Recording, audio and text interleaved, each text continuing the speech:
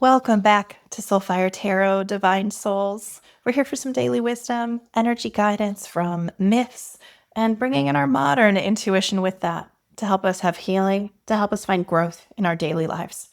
I want to ask if something resonates in this reading. Please drop a like or a comment. Help this message reach more people who could use it and help my little baby channel grow. I'm having so much fun being here with you all every day. So for now, let's take a breath. Let's tune in together to these big energies today, and let's see what Spirit has to show us. And as I was doing the pre-shuffle today, out jumped two of the cards from the Pantheon deck, and so we are rolling with it. We have together Apollo as the sun and Aeolus as the King of Swords. So I want to start with Aeolus first. So Aeolus was the keeper of the winds. He was entrusted by Zeus to command the breezes, the storms, and the gales. He had like a stronghold, a fortress, an acropolis, really, on an island. And so he would either release or restrain the winds by his will alone, which is maintaining that balance between chaos and calm. His judgment was trusted. He would determine whether ships reached safe harbor or whether they were broken up against the rocks. You can see this as a divine steward of the unseen forces of life. And here we're seeing, when we think of the suit of swords, that air in my thoughts. Will my thoughts guide me where I want to go, or are they going to break me apart? So with the King of Swords is all about wielding our intellect, right? This is the mastery of this particular suit, using precision, using fairness. So these energies together, Aeolus, this master of the winds, and the King of Swords, this is disciplined communication where my mind can be a weapon and it can be my refuge. The gift here is clarity, absolute clarity and precision. The danger is called detachment, right? That we need to look out for. So we can see here this idea of ethical authority, using our power, using our capacity to protect ourselves, to protect others around us rather than to dominate. Because true mastery of the mind, of our mental gifts and our acuity, that's about discernment. That is about compassion, where we can speak the truth like a steady wind, filling sails and helping others to get where they want to be, not creating a storm or chaos. And so connected with us is Apollo as the sun. This is the very happiest, most joyful card in the tarot deck. Apollo is the son of Zeus and Leto, and he drives the sun's chariot across the sky every day, right? So he illuminates the world with truth, with vitality. He was the god of light, obviously, prophecy, music, healing, philosophy. He is all about clarity, creativity, and renewal every single day, the opportunity to begin again. The sun is an archetype. This is all about like joy, illumination, my confident purpose, and that childlike joy in it, that innocence that can begin again. So the brilliance here is that Apollo is going to reveal the shadows, right? And it's not to shame, but to awaken life. This is, again, seeing clarity as love in motion. So we have this huge theme here of clarity and temperance and moderation together. Apollo is really all about the enlightened self. It's a masculine with a lot of feminine energy. This is radiant, but also humble. This is sharing our light rather than hoarding it to ourselves. So real illumination, real evolution inside ourselves. It's not dominance, right? It's not dominance. It's a presence that warms and blesses and inspires those around us. So when we see these two cards together as our energy today, this just feels like a big opportunity today. This is wind and light. This is thought and illumination. This is sharpening into clarity, into expression. This is about speaking our truth with grace. Okay? This is like lucid honesty. This is ethical leadership, clear communication, but also grounded in that heart-centered wisdom, so that our truth isn't sharp, it's healing, right? There's a big difference there. It's so easy to cut with our words. It's so easy to cut with our thoughts when we see clearly.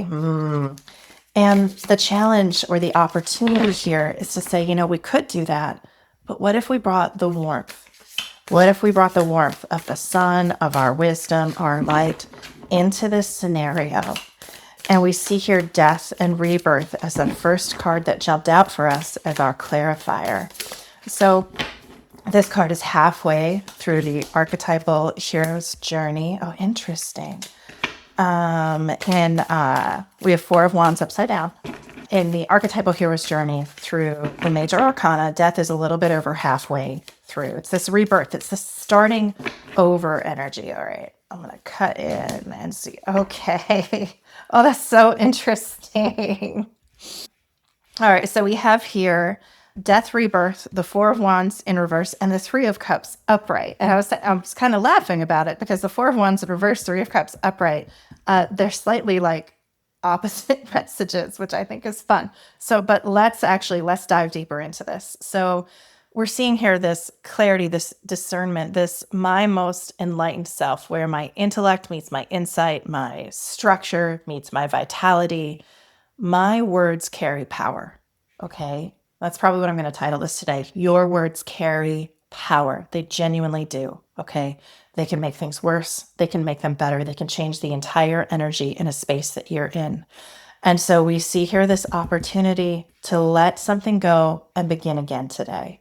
Oh, I need this message today. I need this message. I had a little tiff with someone yesterday, not a huge thing, but they were upset with me and I was trying to hold space for it. But but in this particular case, it just weighed on my mind a little. It was a wild day yesterday, y'all. I'm not going to lie. This new moon in Libra energy has been a lot. Wonderful, but a lot. And so here I'm hearing like, oh, okay, Christina, here's this opportunity to start over. Just let it go. Just let that thing go and begin again. Use your clarity and your discernment, your clear seeing, but bring that love, bring that heart into it. We talk about this. The heart mind is one actual structure. Chinese medicine has been talking about this for thousands of years. Western science is caught up. We see that there's a fascial structure. The fascia is if you don't know what fascia is, it's if you've ever eaten a chicken bone and the white stuff that's all around the meat everywhere, that's actually the connective tissue that holds our entire body together. It's just in between and around every single thing in our body. And so the fascia is determining here that there is a structure that is connected, the heart mind. We call it the heart mind in Chinese medicine because we know they're the same. And in Western science, they've, kind of been studying and learning about the fascia in the last decade, I would say. And now they're realizing they're calling that the mediastinum, the structure that surrounds the heart and mind. But the point here being one is not complete without the other. We have to have both. And we need to operate from both. And so I'm seeing here, okay, here was my little brain kind of turning this over and over and being really upset. Not really upset, but just a little sharp, a little critical about, my ego got tweaked a little bit, right? Just let it go. It's the opportunity to let it go. And Four of Wands, this card in the upright is all about, and I'm going to turn it over so you can see it. It's all about big celebration, right? It's a big party, big celebration, getting together. And I think in the reverse here, looking at this story, it's kind of like let go of the need for everybody to be happy all the time. Let go of the need for universal positive regard. Oh, that's a tough one. Let go of the need for universal positive regard. It's okay for other people to have their feelings. If it's okay for you to have your feelings, and it is, to have your own feelings and your own thoughts as a sovereign being, it's okay for others to have them too. Let go of any grasping or clinging for that constant positive regard. Just let people think and feel what they want to think and feel. It doesn't have to affect the safety of your relationship. You can just allow that. Be there in your clarity and your heart. Allow them to think and feel what they want to think and feel. And really come together. We see this Three of Cups is all about coming together with heart energy, with this water energy, coming together around what's the feeling that's true underneath.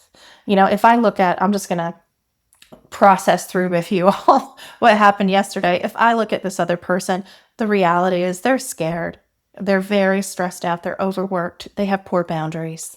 They don't say no when they should. And so when a situation comes up, they're likely to lash out, especially if they're encountering someone who actually has really strong boundaries, because strong boundaries don't feel safe to them. And so it almost hurts when you see somebody else having them and being successful, right?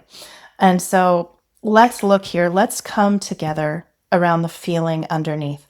I can validate your feelings. I can validate and accept your feelings without saying, I agree with your interpretation of the situation, without saying, I agree with your facts. I can just validate your feelings. I see you're really upset with me. I see you're really disappointed, or you're really angry, or you're hurt, whatever it is. And I just want to hold space for that feeling and just allow it, right? That's a possibility that we have where we're seeing with our clarity, but not using it to cut. Because when we have a conflict with someone, we can just as easily say, you know what I see? I see that you're codependent and you have poor boundaries and da da da da da. And that's not untrue. But does it help? Is that healing them or is it hurting them? And I try to be so very, very careful when it comes to right speech because we can damage people for a very long time. Words that pass our lips in a moment can stay in someone's head for their entire lifetime. And it's so important from my perspective to be mindful of that because we have power in our speech. Our words are incredibly powerful. We have a dynamic, magnetic capacity looking at this sun, at Apollo, this bringer of light, this bringer of warmth to the world. People want that positive reflection. They want to be part of our warmth, our charm, our love, and this magnetism that we bring in. And when we use words to cut rather than to bring together, that can stay with them literally their whole life. So, how can we say, look, I'm going to come together around these feelings? I can validate your feelings without validating your interpretation of the situation. I can be here for you. I can see very clearly what's happening, and I can bring in a kind, a caring, an empathetic perspective on what's going on rather than using words to cut. So that, like Aeolus, I am using my will, my choice about who I want to be in this lifetime, right? Who I insist that I will be in this lifetime because I am the captain of my soul. I am using my will to moderate the winds so that I can help that person to get where they want to go, and so that I myself am not dashed and torn apart on the rocky shores, right?